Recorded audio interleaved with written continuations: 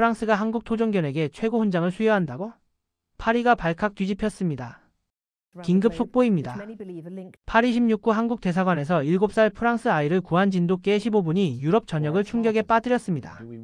프랑스 최정예 공견도 피하는 70kg 야생 들개 2마리. 그 앞에 40kg 한국 진돗개가 홀로 맞섰고 모두가 목격한 것은 기적이었습니다. 20년간 세계 공견을 연구한 프랑스 안보 전문가조차 믿을 수 없었던 그 순간. 한국이 70년간 지켜온 천연기념물 53호의 진짜 가치가 드러났습니다. 왜 프랑스 정부는 한국의 문화재 시스템을 배워야 한다고 선언했을까요? 그 답은 그날 대사관 정원에 있었습니다.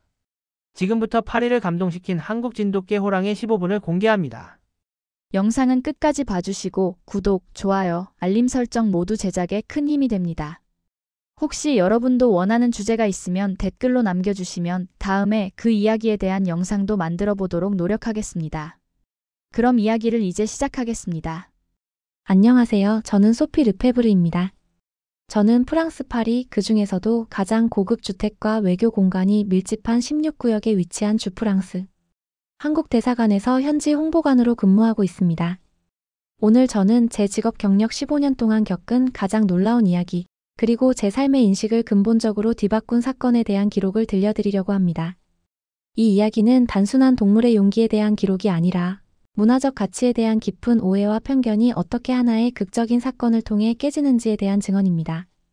제가 이 대사관에 현지 채용되어 첫 출근했던 날은 마치 잘 짜인 오케스트라의 연주처럼 매우 체계적인 업무 인수인계로 시작되었습니다. 한국의 문화와 외교적 전략, 주요 프랑스 언론과의 관계망, 그리고 까다로운 외교 의전 절차 등 모든 것이 표준적인 외교 공간의 업무 절차를 따르고 있었습니다. 저는 능숙한 전문가로서 이 모든 것을 빠르게 파악하고 적응했습니다. 그런데 모든 인수인계가 끝날 무렵 문화 담당관 김 과장님은 제게 마지막으로 아주 이례적이고 당시로서는 저의 모든 경험과 지식으로도 쉽게 이해하기 어려운 존재를 소개하셨습니다.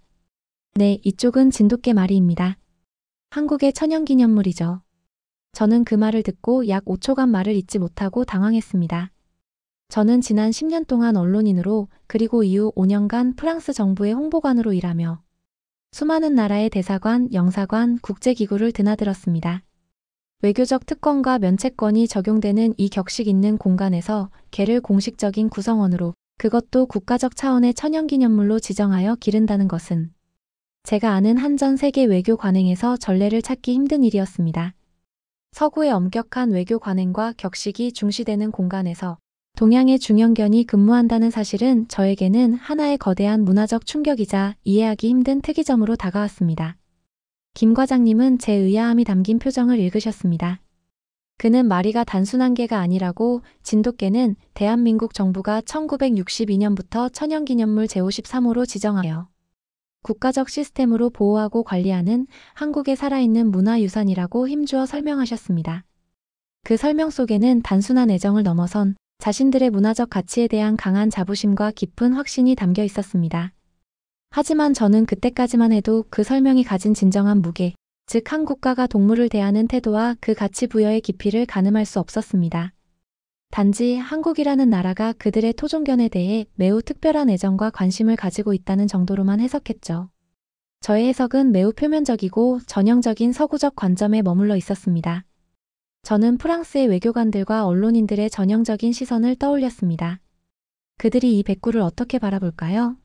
아마도 대다수는 저처럼 홍보 소재로서의 귀여운 마스코트 혹은 동양의 이국적인 상징 이상의 의미를 부여하지 않을 것입니다. 저는 제 임무가 이 마스코트를 활용하여 한국의 이미지를 친근하게 부각하고 때로는 특이한 뉴스 소재로 활용하는 것일 뿐이라고 판단했습니다. 이것이 바로 한국의 깊은 문화적 가치와 그 보존 시스템에 대한 서구 사회의 오랜 편견이자 무지였습니다. 저는 이 편견이 곧 다가올 상상조차 할 수 없었던 하나의 극적인 사건에 의해 산산조각 날 것이라는 사실을 전혀 예상하지 못했습니다. 서구 사회에서 개는 명확하게 두 가지 범주로 분류됩니다. 첫째는 가정에서 키우는 반려견, 즉 애완동물로서의 역할입니다. 이 역할은 감정적인 유대감과 행복을 제공하는 데 중점을 둡니다. 둘째는 경찰견, 구조견, 목양견 등 특정 임무를 수행하도록 고도로 훈련된 사역견의 역할이죠. 진돗개가 천연기념물이라는 타이틀을 가졌다는 것은 서구의 개념으로는 이 두 가지 범주에 쉽게 정의되지 않는 복합적인 가치를 내포합니다. 천연기념물이라는 지정은 진돗개가 가진 세 가지 핵심 가치를 포괄적으로 의미합니다. 첫째, 순수한 혈통의 보존 및 과학적 관리. 대한민국 정부는 진돗개의 혈통을 유지하기 위해 DNA 분석에 기반한 과학적이고 체계적인 등록 및 관리를 수십 년간 지속하고 있습니다. 이는 단순한 종 보존을 넘어 이들이 가진 고유한 유전적 특성, 즉 본능과 기질까지 보존하려는 국가적 의지의 표현입니다. 둘째, 역사적 가치와 문화적 동반자 관계. 이 개들은 수백 년간 한국의 섬과 육지에서 한국인의 삶과 희로애락을 함께 해왔습니다. 그들은 단순한 가축이 아니라 사냥과 경계를 돕고 가족을 지켜온 역사적 동반자입니다. 이는 한민족의 생활사와 깊이 연결된 생물학적 기록입니다. 셋째, 정신적 가치와 충성심의 상징. 진돗개가 상징하는 용맹함과 특히 주인을 향한 놀라운 충성심, 한 번 주인으로 섬긴 이에게는 목숨까지 바치는 헌신적인 기질은 한국인의 정서 속에 깊이 각인된 중요한 정신적 자산입니다. 이 가치는 한국인의 자부심의 한 축을 이룹니다. 하지만 파리의 외교가에서는 이 모든 것이 그저 동양의 이국적인 문화 혹은 국가적 차원의 동물 사랑 정도로만 치부될 뿐이었습니다. 제가 만난 프랑스 외교관 한 분이 마리를 보며 했던 농담처럼 말입니다. 한국은 정말 특이하군요. 개를 대하는 방식이. 개가 문화유산이라니. 이 말 속에는 존중보다는 호기심과 그 기이함에 대한 이해 부족에서 오는 약간의 무시가 혼재되어 있었습니다. 저는 홍보관으로서 이 편견을 깨고 진돗개의 가치를 효과적으로 홍보해야 한다는 사명감을 느꼈습니다. 하지만 제 접근 방식은 여전히 대중의 흥미를 끄는 얕은 수준에 머물러 있었습니다. 저는 마리의 귀여움과 파리 대사관이라는 특수한 배경을 강조하는 데 집중했고, 이것이 소셜미디어의 인기를 높이는 가장 빠르고 쉬운 방법이라고 생각했습니다. 3개월이 지나는 동안 마리는 대사관의 SNS 채널을 대표하는 스타로 확고하게 자리 잡았습니다. 제가 기획한 파리의 한국 대사관견 시리즈는 마리가 에펠탑 모형 앞에서 포즈를 취하거나 대사관 직원들에게 애교를 부리는 사진들로 채워졌습니다. 이 시리즈는 수많은 좋아요와 댓글을 받으며 한국의 이미지를 친근하고 다정하게 만드는 데 크게 성공했습니다. 마리는 뛰어난 모델이었고 평화롭고 다정한 한국의 모습을 전파하는 데 결정적인 역할을 했습니다. 저는 제 임무를 성공적으로 수행하고 있다고 확신했습니다. 하지만 저는 마리가 가진 진정한 본능과 가치의 근원을 무시하고 있었습니다. 제가 본 것은 오직 잘 훈련되고 사랑받는 반려견의 모습이었을 뿐입니다. 저는 그 가치의 아주 작은 일부, 즉 표현되는 다정함만을 보고 있었던 것입니다. 이 본질적인 가치, 수백 년간 이어져 온 수호자의 본능은 곧 가장 절박하고 잔혹한 상황에서 스스로 증명될 준비를 하고 있었습니다.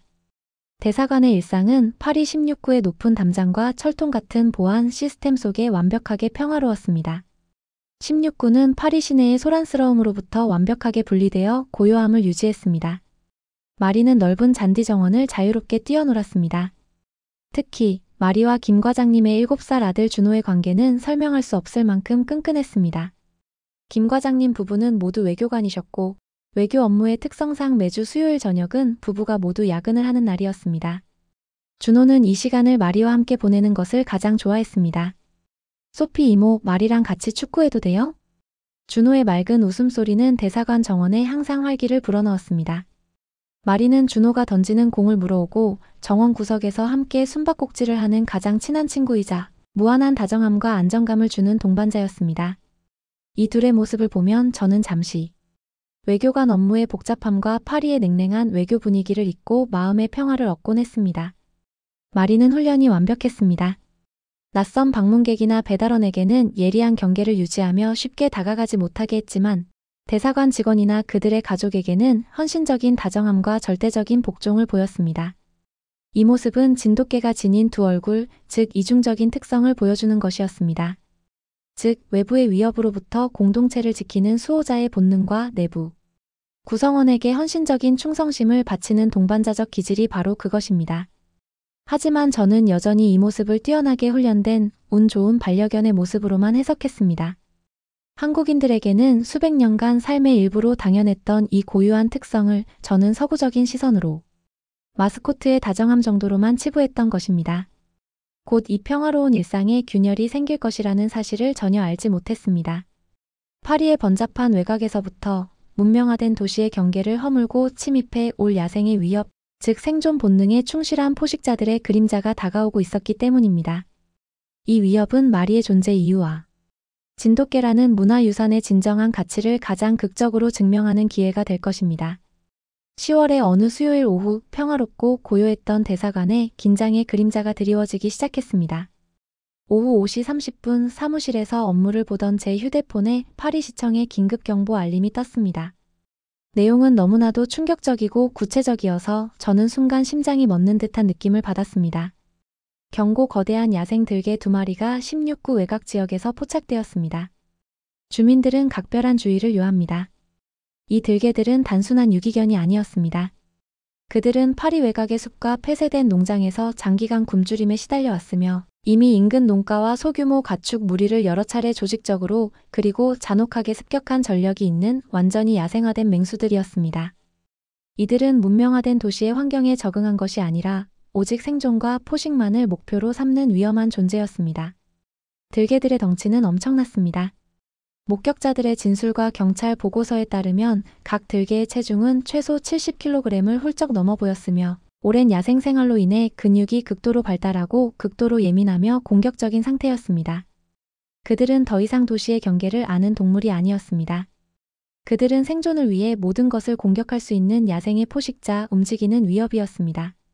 저는 즉시 대사관 정원으로 시선을 돌렸습니다. 준호는 여느 때처럼 대사관 뒤편 블로뉴 숲과 인접한 정원 끝에서 마리와 축구를 하며 놀고 있었습니다. 아이의 천진난만한 웃음소리가 들렸지만 제 마음속에는 불안감이 통제불능 상태로 눈덩이처럼 커졌습니다. 대사관의 보안은 철저했지만 숲과 인접한 오래된 울타리의 가장자리나 덤불 속에 혹시 모를 틈이 있을지 모른다는 생각에 저는 심장이 내려앉았습니다. 70kg의 맹수가 마음먹고 돌파한다면 얇은 철망 울타리는 종이장에 불과할 것입니다. 저는 즉시 김 과장님에게 이 상황을 보고하며 대처 방안을 논의했습니다. 하지만 보고를 마치기도 전에 제 예상보다 훨씬 더 빠르고 위협적인 일이 발생했습니다. 야생 들개들은 이미 16구 깊숙이 가장 외진 곳의 취약 지점을 찾아 침투해 있었고 대사관 울타리를 다음 목표로 삼고 있었습니다. 정원에 있던 것은 7살의 나약한 아이와 제가 마스코트라고 불렀던 40kg의 진돗개뿐이었습니다. 긴급 상황을 외치며 사무실을 뛰쳐나와 정원으로 향하는 순간 끔찍한 비명 소리가 제 발을 멈추게 했습니다. 그 비명에는 공포만이 가득했습니다. 으아악. 그것은 7살 준호의 목소리였습니다. 저는 눈앞의 광경을 믿을 수 없었습니다. 정원 구석, 덤불이 우거진 울타리의 틈이 거칠게 찢어져 있었고 검은 털의 거대한 들개 2마리가 이미 대사관 정원 안으로 완전히 들어와 있었습니다. 그들은 준호를 발견했고 으르렁거리며 공격적인 자세를 취했습니다. 그들의 눈은 굶주림과 포식의 광기로 이글거리고 있었고 그르렁거리는 소리는 뼈를 울리는 듯 했습니다. 7살 아이는 공포에 질려 단 한 발자국도 움직이지 못했습니다. 완전히 얼어붙은 상태였습니다. 이 절망적인 순간 저는 제가 평생 쌓아온 서구적이고 이성적인 판단, 즉 동물은 훈련된 대로만 행동한다는 논리가 완전히 무너지는 것을 느꼈습니다. 제가 보았던 평화롭고 다정한 마스코트의 모습은 온데간데 없었습니다. 그 순간 저는 한국의 살아있는 문화유산이 가진 진정한 수호자의 본능을 목격했습니다. 하얀 그림자가 마치 섬광처럼 혹은 보호막처럼 준호를 스쳐 지나갔습니다. 바로 마리였습니다. 마리는 한치의 망설임도 없이 준호와 2마리의 맹수 사이에 섰습니다. 그의 온몸은 이미 방패가 되었습니다. 마리는 평소의 다정한 모습을 완전히 버렸습니다. 그의 목에서는 등골을 오싹하게 만드는 깊고 낮은 으르렁거림이 흘러나왔습니다. 그것은 경고이면서 동시에 결이었습니다. 40kg의 진돗개 1마리. 상대는 각각 70kg이 넘는 야생에서 잔뼈가 굵은 포식자 2마리. 숫자는 2대1, 체급은 3배 가까이 불리한 누가 봐도 승산 없는 절망적인 싸움이었습니다. 그러나 마리의 자세는 단호했습니다. 그것은 싸움을 피하려는 자세가 아니라 자신의 모든 생명과 본능을 걸고 지켜내려는 수호자의 완벽한 자세였습니다. 저는 충격을 넘어선 경외감과 함께 밀려오는 공포를 느꼈습니다. 저는 즉시 보안팀을 호출하고 경찰 특수팀에 재차 연락했습니다. 경찰 특수팀이 현장에 도착하여 들개들을 안전하게 제압할 수 있는 최소 시간은 15분이었습니다. 이 15분은 한 아이의 생명과 한 나라의 상징이 걸린 시간이었습니다. 저는 현장으로 달려갈 수도 없었습니다. 제가 끼어든다면 마리에게 오히려 방해가 될 것을 본능적으로 알았습니다. 저는 멀리서 울타리를 붙잡고 절규하는 수밖에 없었습니다. 마리는 놀라운 지능과 본능적인 용기를 보여주었습니다. 두들개는 자신들의 압도적인 체급 우위를 이용해 좌우로 포위하여 준호를 동시에 공격하려 했습니다. 하지만 마리는 준호를 자신의 등 뒤에 완벽하게 숨긴 채 반원을 그리며 민첩하게 움직였습니다. 이 움직임은 마치 고도로 훈련된 전사가 방어 진영을 짜고 적의 포위망을 무력화시키는 것 같았습니다. 첫 번째 들개가 달려들자 마리는 공격을 회피하면서도 가장 위협적인 자세, 즉 목덜미를 물듯한 위협적인 포효로 맞섰습니다. 그의 움직임은 상대의 급소만을 노리는 듯 했습니다. 두 번째 들개가 측면을 노리면 마리는 즉시 몸을 돌려 들개들의 진격을 막았습니다. 마리의 전략은 공격이 아니었습니다. 그는 자신의 공격 능력을 보존하며 시간을 벌고 있었습니다. 그의 모든 행동은 오직 방어와 위협에 집중되어 있었습니다. 그는 단 한 발자국도 준호를 보호하는 위치를 양보하지 않았습니다. 그는 아이를 지키는 선을 생명으로 지탱하고 있었습니다. 놀랍게도 두 마리의 맹수들은 마리의 완강한 기세에 눌려 더 이상 적극적으로 접근하지 못했습니다. 그들은 마리의 용기와 헌신적인 방어에 혼란스러워하는 듯 했습니다. 그들의 맹렬했던 눈빛에는 경계심과 이 작은 백구의 완벽한 결의에 대한 당혹감이 교차했습니다. 이 15분간의 절망적인 대치 동안 마리는 몸에 가벼운 상처를 입었지만 결정적인 순간마다 몸을 던져 아이의 생명을 그리고 대사관이라는 한 나라의 상징적 안전을 지켜냈습니다. 이 대치는 단순한 개들의 싸움이 아니라 한국의 문화유산이 가진 정신적 가치가 야생의 위협에 맞서 승리한 역사적 순간이었습니다. 저는 그 모든 순간을 지켜보며 숨조차 쉴 수 없었습니다. 마침내 경찰 특수팀의 차량이 대사관에 도착했습니다. 신속하게 진입한 경찰들은 마취총을 사용하여 들개 두 마리를 안전하게 포획했습니다. 15분의 악몽 같은 시간이 끝이 났습니다. 공포는 사라지고 정적과 안도의 울음만이 남았습니다. 준호는 무사했습니다. 아이는 곧바로 마리에게 달려가 하얀 털에 얼굴을 묻고 오열했습니다. 마리는 온몸이 지쳐 있었지만 그 자리에서 미동도 없이 앉아 아이의 울음을 받아주었습니다. 이 장면은 저를 비롯해 현장에 있던 보안 요원들과 직원들, 그리고 경찰들까지 모든 이들의 눈시울을 붉혔습니다. 우리는 모두 기적과 헌신의 순간을 목격했습니다. 이 사건은 즉시 외교가와 언론계에 엄청난 파장을 일으켰습니다. 주권이 미치는 외교 공간에 야생 맹수가 침입했고 한 아이의 생명을 한국의 토종견이 목숨을 걸고 지켜냈다는 사실은 단순한 뉴스를 넘어섰습니다. 그것은 외교적 영웅담이자 한국의 문화적 자부심에 대한 가장 강력한 증명이었습니다. 저는 홍보관으로서 이 사건을 즉시 보도자료로 작성했습니다. 제 관점은 완전히 뒤바뀌었습니다. 저는 더 이상 마리를 귀여운 마스코트로 소개하지 않았습니다. 제가 작성한 보도자료의 핵심은 명확했습니다. 프랑스 파리 대사관에서 한국이 진돗개를 천연기념물 제53호로 지정하여 관리하는 이유를 전 세계가 목격했습니다. 이들은 단순한 애완견이 아닌 수호자의 본능과 희생을 가진 살아있는 문화유산입니다. 보도자료는 전 유럽 주요 언론사에 긴급 타전되었습니다. 프랑스 언론은 물론 영국 BBC, 독일 DPA, 이탈리아 ANSA 등 모든 주요 매체가 이 감동적이고 극적인 사건을 헤드라인으로 보도했습니다. 제목은 다양했지만 내용은 하나였습니다. 한국의 백구가 아이의 생명을 구했다는 사실이었죠. 이 사건은 진돗개가 가진 용맹함과 충성심이라는 무형의 가치를 전 세계인의 눈앞에 유형의 영웅담으로 증명한 것입니다. 이 보도는 곧 전 세계적인 반향을 일으켰습니다. 마리의 용기는 외교적인 차원에서도 상상 이상의 파장을 일으켰습니다. 프랑스 정부는 이 사건을 외교 공간의 안전 문제와 도심, 야생동물 관리 문제라는 두 가지 측면에서 매우 심각하게 받아들였습니다. 특히 프랑스 대통령실 대변인은 이례적으로 공식 브리핑에서 마리의 용기를 언급하며 깊은 존경심을 표했습니다. 진돗개가 보여준 충성심과 희생정신은 우리 모두에게 깊은 존경과 감동을 남겼습니다. 한국은 70년 이상 이러한 소중한 문화유산을 과학적이고 체계적으로 보존하고 관리해왔습니다.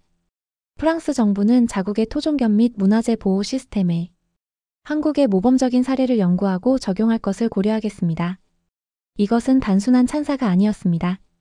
서구의 선진국이 한국의 문화유산 보호 및 관리 시스템의 우수성을 공식적으로 인정하고 자국의 정책에 반영하겠다고 선언한 중요한 외교적 사건이었습니다. 마리는 자신의 용기 하나로 한국의 외교적 위상과 문화적 자부심을 동시에 높이는 데 기여했습니다.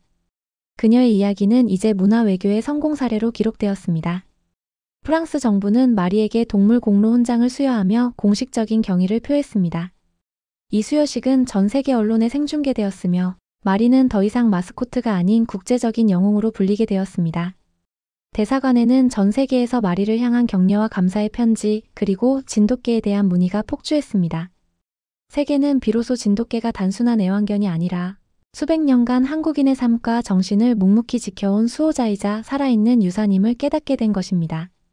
제가 작성한 기사는 한국의 살아있는 문화재 파리를 지키다라는 제목으로 200만 뷰를 훌쩍 넘어섰습니다. 저는 이 사건을 통해 저의 오랜 서구적 편견을 완전히 그리고 영원히 버렸습니다. 진돗개는 한국인의 역사와 정신이 응축된 그 어떤 외교 문서나 예술품보다 강력하고 살아있는 문화유산이었습니다. 마리의 이야기는 우리에게 소중한 가치를 지키는 일의 중요성을, 그리고 문화적 가치가 외교적 자산이 될 수 있음을 생생하게 일깨워 주었습니다. 내레이션 마무리. 오늘날 마리는 여전히 파리 대사관의 정원을 지키고 있습니다. 이제 그 누구도 그를 단순한 마스코트라고 부르지 않습니다. 그는 한국의 자부심이며 파리 대사관의 영원한 수호자입니다. 그를 볼 때마다 저는 진정한 가치는 겉으로 드러나는 포장이나 유행이 아니라 본질적인 용기와 헌신에 있음을 깨닫습니다. 이 놀라운 이야기를 끝까지 시청해 주셔서 진심으로 감사합니다. 공감되는 부분이 있었다면 주변에 널리 공유해주세요. 그리고 좋아요, 구독, 알림 설정, 댓글 달아주시는 모든 분들 정말 감사합니다. 앞으로 더 좋은 영상 만들기 위해 노력하겠습니다.